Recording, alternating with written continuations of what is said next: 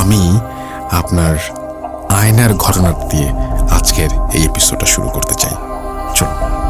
ধন্যবাদ রাসেল ভাই। আসলে এখন যে ঘটনাটি আমি শেয়ার করব, ঘটনাটি প্রথমে শোনার পর আমার কাছে খুব অদ্ভুত লেগেছে। আমি যখন ফার্স্ট এটা ইমাজিন করেছি, মানে আমি চিন্তা করেছি যে আসলেই এরকম হতে পারে কি। আমিও তো তাই ভাবছিলাম, কিন্তু পরবর্তীতে আমি চিন্তা করেছি না, এটা হতে পারে। এই কারণে হতে পারে, দেখেন রাসেল ভাই, যে হাদিসে কিন্তু আছে যে আমরা রাতের বেলা যেন খুব জরুরি দরকার ছাড়া আয়না না দেখি, এটা কিন্তু হাদিসেই আছে। তো ওটা চিন্তা করলাম কেন রাসূল সাল্লাল্লাহু আলাইহি ওয়াসাল্লাম নিষেধ করেছিলেন, নিশ্চয়ই কোনো কারণ আছে। তো ওইটা সে মিলিয়ে দেখলাম যে আসলেই এই ধরনের ঘটনা হতে পারে, এবং সেই স্টোরিটি আমি এখন লিসেনারদেরকে শেয়ার করতে যাচ্ছি। প্রিয় লিসেনার, আশা করি সবাই ভালো আছেন। আবারও সবাইকে হ্যাপি হ্যালোউইনের শুভেচ্ছা। আমি এখন যে স্টোরিটা আপনাদের সামনে শেয়ার করব সেটি ফরিদপুর জেলার আলফাডাঙ্গা উপজেলার সসরাইল এলাকার ঘটনা। এটি অনেক আগের ঘটনা বলতে এই ঘটনাটি আমি আপনাদেরকে বলবো হচ্ছে আমার কাছে যেভাবে সময়টা এসেছে সেটি 70-এর দশকের ঘটনা। এটি মানে 70-এর দশকের ঘটনা। এক্সাক্ট সালটা আমাকে বলতে না পারলে মোটামুটি 73, 74, 75 এরকম সাল হবে আর কি, এরকম সময়টা হবে, এরকম আমাকে বলেছে আর কি। যিনি আমাকে বলেছেন উনি আমার স্টুডেন্ট, নাম হলো শাখাওয়াত হোসাইন। ওর বাড়িও সসরাইল এলাকায়, এবং ঘটনাটি তার দাদির সঙ্গে ঘটে যাওয়া ঘটনা। সেটি আমি এখন আপনাদেরকে বলবো প্রিয় লিসেনার। তার আগে আপনি যদি আমাকে বলতে যে ঘটনাটি কালেক্ট করলেন কিভাবে, মানে হঠাৎ করে কি হয়ে গেল জিনিসটা, মানে কিভাবে হলো আমাকে যদি বলতেন একটু। আসলে আমার মেসেঞ্জারে আমার স্টুডেন্ট আর কি আমাকে নক করেছিল যে স্যার আমার একটা সুন্দর স্টোরি আছে, আয়না কেন্দ্রিক ঘটনা। তা আমি আসলে মনে করেছি আয়না কেন্দ্রিক ঘটনা কি হতে পারে। তা আমি তখন বললাম যে আচ্ছা ঠিক আছে, আমি সময় করে আমি মেসেঞ্জারে আপনাকে কল দিচ্ছি, যদি ভালো লাগে আপনি আমাকে একটু রেকর্ড করে পাঠিয়ে দিন। তো প্রথমে যখন জাস্ট 1 মিনিট বলেছে তখনই আমি আসলে অবাক হয়ে গিয়েছি। তখন বলেছি ঠিক আছে ভাইয়া, আমি পরে একটু সময় করে আপনাকে কল দিয়ে ডিটেলসটা আমি শুনে নিব। সেটা থেকেই বেসিক্যালি মানে ডিটেলসটা শুনে কিছু কিছু জায়গায় একটু ঘাটতি ছিল। পরে আমি তাকে বলেছি যে আপনি এই জায়গাটা আরেকটু ক্লিয়ার করে আমাকে নিয়ে আসেন, যাতে আমি আরেকটু ভালো করে বলতে পারি, আরেকটু ভালো করে ক্লারিফাই করতে পারি জায়গাগুলো, আর বিশেষ কিছু জায়গাগুলো। তো যার কারণে ঘটনাটার সূত্রপাত আরও আগে থেকেই, কিন্তু একদম সম্পূর্ণ করতে আমার বেশ সময় লেগে গেছে এটা। আর এটা যেহেতু ওনার দাদা দাদি কেউ জীবিত নাই, আর এই করোনার কারণে আমি ওদিকে আসলে ভিডিও করতে যেতেও পারি নাই। আমার ইচ্ছা ছিল যে আমি ওখানে যাব, কিন্তু নতুন করে পোস্টিং হয়ে গেছে সুনামগঞ্জে। তো সুনামগঞ্জ থেকে আসলে এখন আবার ফরিদপুর দিকে যাওয়া আমার জন্য অনেক কঠিন ছিল, যার কারণে আমি আসলে ওদিকে যেতে পারি নাই। কিন্তু ঘটনাটি লিসেনার আশা করি খুব পছন্দ হবে আর কি, এবং খুব ভালো লাগবে।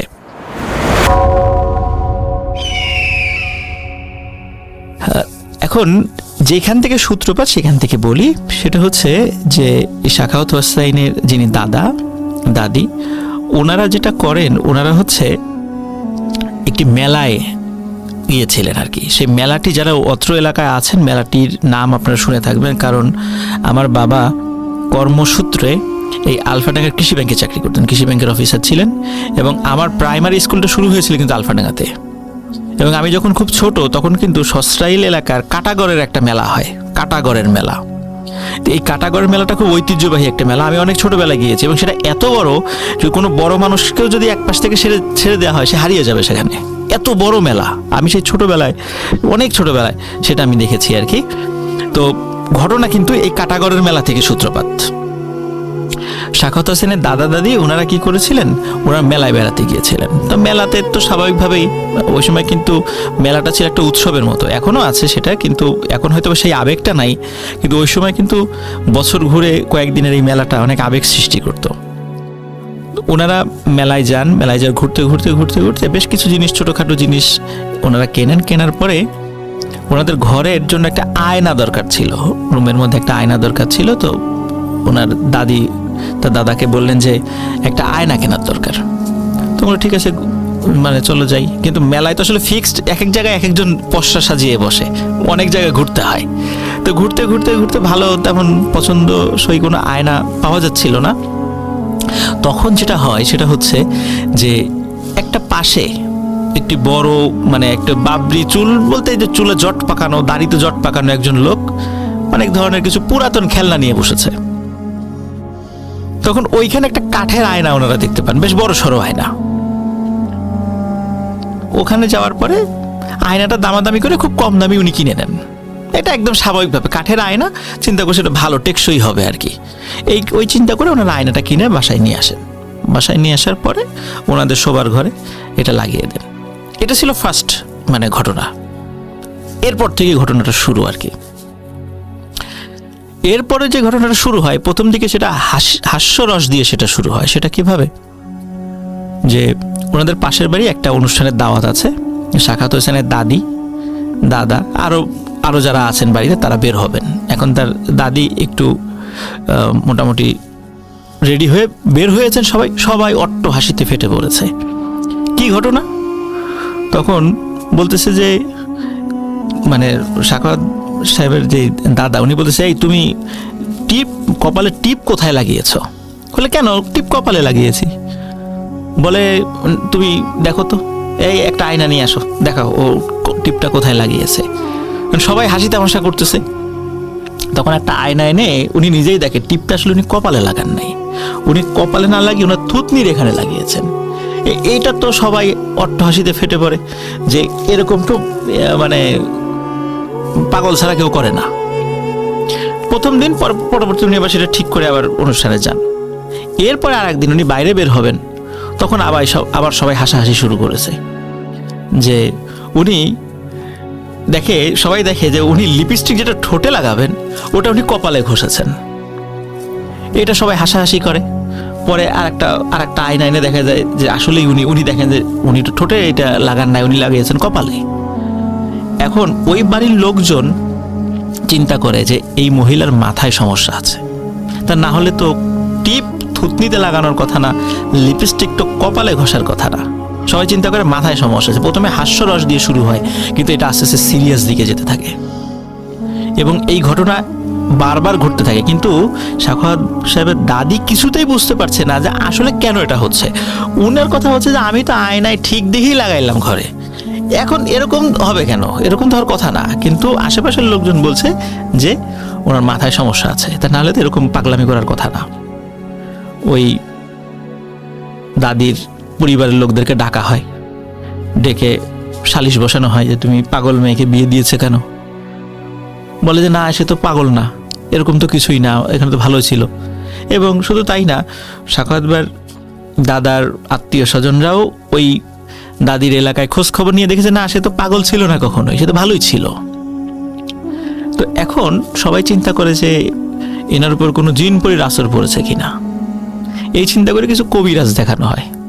তা কবিরাজরা স্বাভাবিকভাবেই তাদের যে কাজ, কিছু থেকে কিছু হলেই বলবে যে এটা জিনের আসর করেছে, একটা রিচুয়াল করবে। এই তো এটা করা হয়, কিন্তু এরকম কোনো সমস্যার সমাধান হয় না, বরং সমস্যা বাড়তে থাকে। সেটা কেমন হতে হয় সেটা আমি বলি।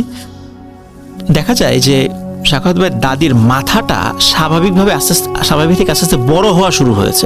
বডির অন্য অংশ ঠিক আছে, বাট মাথাটা বড় হওয়া শুরু হয়েছে। এখন এটার তো ট্রিটমেন্ট করতে হবে। তৎকালীন সময়ে বাংলাদেশের সর্বোচ্চ ট্রিটমেন্ট, ওনারা কিন্তু যেহেতু গেরস্থ পরিবারে ছিলেন, বেশ অবস্থাশালীও ছিলেন, টাকা পয়সার সমস্যা ছিল না। বাংলাদেশের সর্বোচ্চ যে ট্রিটমেন্টগুলো সেটা করেছেন। এবং শুধু তাই নয়, এরপরে ইন্ডিয়াতে নিয়ে যাওয়া হয় ট্রিটমেন্টের জন্য। তৎকালীন মাদ্রাজ, আজকে যেটার নাম চেন্নাই আর কি, তখন সেখানে নিয়ে যাওয়া হয়। সেখানে নিয়ে যাওয়ার পরে সেখানে ট্রিটমেন্ট করা হয়। সেখানকার ডাক্তার বলে হ্যাঁ, তার মাথার কোষ বৃদ্ধি পাচ্ছে। এটা যেটা করেন সেটা হচ্ছে যে উনি রাতের বেলা একদিন আয়নাতে চুল আঁচড়াচ্ছিলেন। উনি অদ্ভুত একটা ব্যাপার খেয়াল করেন, সেটা হচ্ছে যে আয়নাতে উনি চুল মাথার মাঝখান থেকে আঁচড়িয়ে, বড় চুল ছিল ওনার, নিচের দিকে নিয়ে যাচ্ছেন চিরুনি। কিন্তু আয়নাতে খেয়াল করে দেখেন যে চুল আঁচড়াচ্ছেন, কিন্তু অদ্ভুত ব্যাপার, আমরা তো চুল তো উপর থেকে নিচে আঁচড়াই, উনি দেখেন আয়নার ভেতরে ঠিক সেম উনি ওই একই কাপড় পরা বসা, চুল নিচের থেকে আস্তে আস্তে মাথার তালু পর্যন্ত নিয়ে আসছে উনি। কারণ কি রাসেল ভাই, আমরা যখন আয়নাতে কিন্তু উল্টা জিনিসটা দেখি, আমরা যে ডান হাত ওখানে দেখি বাম হাত, এইটাই তো দেখি, জাস্ট এতটুকুই তো, এর থেকে তো ডিফারেন্ট হওয়ার কথা না। কিন্তু একজন উপর থেকে নিচে হাত নিয়ে যাবেন, কিন্তু আয়না আমি দেখবো নিচ থেকে উপরে হাত আসছে, এইটা তো হওয়ার কথা না। রাইট, একদম সত্যি কথা। উনি এটা দেখেন যে চুল উনি আসলে নিচ থেকে উপর দিকে আঁচড়াচ্ছেন, উপর থেকে নিচে না। এটা উনি দেখার পর উনি চিন্তা করেন কি ব্যাপার, এরকম হচ্ছে কেন। উনি করেন কি, ওই ওনার হাতটা থামিয়ে দেন যে উনি কি ঠিক দেখছেন। কিন্তু রাসেল ভাই থামানোর পরে দেখা যায় আয়নার ভেতরে যে উনি বসা ছিলেন, আর একটা উনি, সে কিন্তু ঠিকই চুল আশ্রে যাচ্ছে। অদ্ভুত।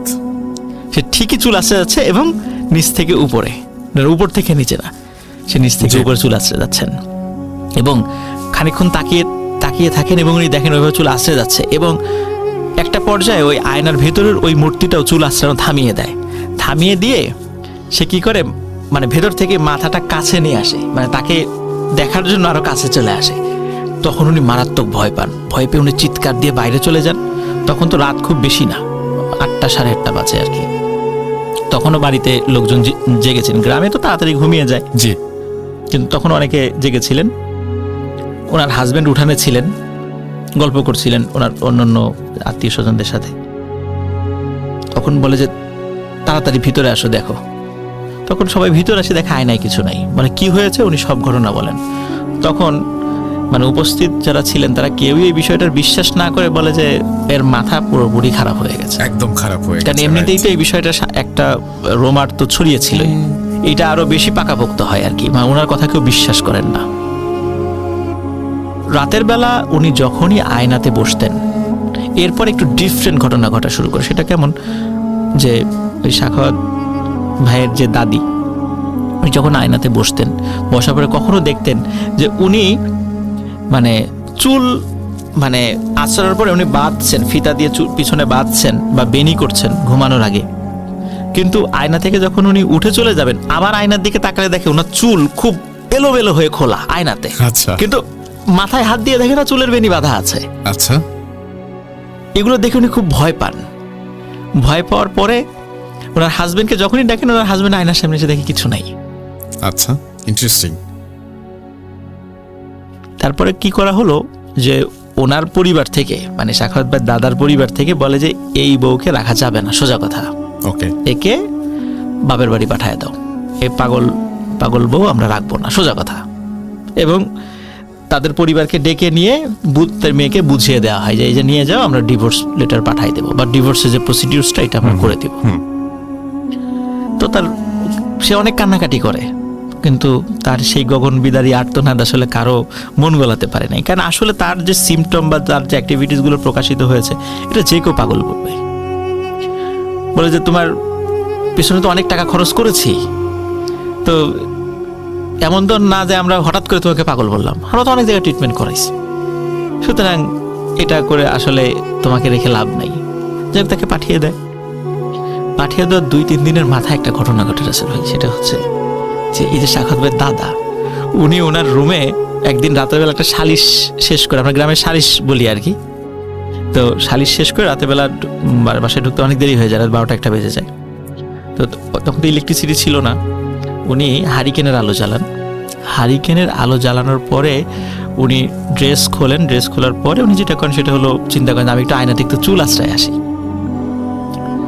আয়নাতে চুল আশ্রাতে গিয়ে দেখেন যে আয়নার ভেতরে আসলে এই সাখাওয়াত ভাইয়ের দাদা ঠিক যেভাবে চুল আশ্রাচ্ছেন, দেখা যাচ্ছে যে সে চুল মানে উপর থেকে নিচ দিকে আশ্রাচ্ছেন।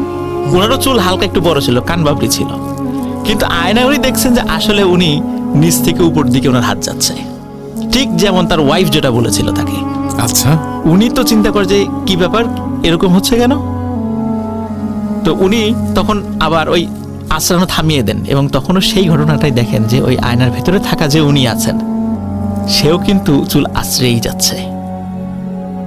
তখন উনি ভয় পান, দৌড় দিয়ে বাইরে আসেন, অন্যদেরকে ডেকে তোলেন। তারপরে বলে যে এই যে আমার ঘরে আসো, দেখো আয়নায় কি হয়েছে। তখন এসে দেখে কেউ কিছু নাই, মানে কিছু দেখা যায় না, স্বাভাবিক। তখন উনি চিন্তা করেছে, সাখাওয়াত ভাই চিন্তা করেছে হয়তো তার চোখের ভুল, কারণ বাইরে থেকে আসছে, মনের ভুল, চোখের ভুল, অনেক কিছুই হইতে পারে। এর 2 দিনের মাথায় উনি রাতের বেলা ঘরে ঢুকেছেন। যখন হারিকেনের আলো জ্বালিয়েছেন, আয়নার দিকে যখন চোখ পড়েছে, তখন চোখ পড়ে দেখে যে আয়নার মধ্যে ওনার স্ত্রী চুল আঁচড়াচ্ছে। My goodness. কিন্তু আয়নার অপোজিট পাশে কেউ নাই। যখন উনি ঢুকেছে, আয়নার ভেতর থেকে ওই মূর্তিটা, মানে যেই ওনার ওয়াইফ সেজে, মানে সাখাওয়াত ভাইয়ের দাদি সেজে যিনি বসেছিলেন, সে চুল আঁচড়ানো বন্ধ করে তার দিকে তাকিয়েছে এটা দেখে আসলে উনি ওখানে সেন্সলেস হয়ে পড়ে যান। খুবই স্বাভাবিক, খুবই স্বাভাবিক। এবং পরবর্তীতে যখন ওনার সেন্স আসে, সবাইকে খুলে বলেন যে তাকে যে পাগল বানিয়ে আমরা বা পাগল মনে করেছি আসলে ঠিক না, কারণ আমি নিজেই, সে যত কথা বলেছে সবকিছুই সত্য, এই আয়নার মধ্যে কোনো সমস্যা আছে। তখন চিন্তা করা হয় যে এই আয়নাটা কি করা যায়। স্থানীয় ইমাম সাহেবের সাথে পরামর্শ করে যে আয়নার মধ্যে আমি নিজেই জিনিসগুলো দেখেছি, আমার ওয়াইফও দেখেছে, কিন্তু আমরা কেউ বিশ্বাস করি নাই।